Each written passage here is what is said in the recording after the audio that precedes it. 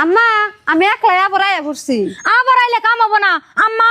এই তারিখে যদি চান্দু ভাইয়ের বউরে নিয়ে খান তাহলে কিন্তু আমরা বাইতে থাকুম না। কেন নিগে একবার না দুইবার না 5 বার করে মানুষ নাগে গেল গা হে বউ নিয়ে যাই বাইতে খান। আর মানুষও কিন্তু ভালো কইতাছে না, মানুষ সবকিছুই দেখতাছে। হ মা বুঝি ঠিকই কইছে। আর এবার যদি বুঝিরে নিয়ে খান মানুষের সমাজে বন্ধক থবো, মানুষ আলোচনা করতেছে আমি শুনছি।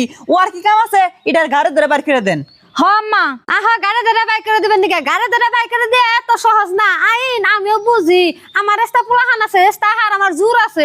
আমি যে বাইরে গেছি হেনু কি আমার পয় পোলাহান আছে, একটা পয় পোলাহান হয় নাই, সেই জন্য আমি নইছি আমার পোলাহান আছে জোরও আছে। আর আমি পাওয়ার পায়ে আইছি যে আমার নিয়ে খাবো হে আবার কইছে। তারপরেও দেখি তোমরা আমার কি ভাই গাড়ি ধরে বাই করে দাও। ছি ছি ছি আম্মা, চান্দু এক মুখে কয় কথা কইলো। চান্দু না সেদিনকে কইলো ভাবি যে সব ফালাইছি হে সাবার গেলুম না, এখন না আবার হে বই নিয়ে খাইবো। ইনা কেমন কথা শুনি আমরা আর এবেতে থাকুম না, এবেতে থাকলে আঙ্গার মান সম্মান থাকবো না।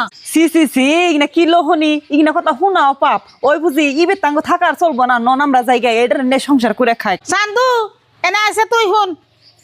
কি কও মা?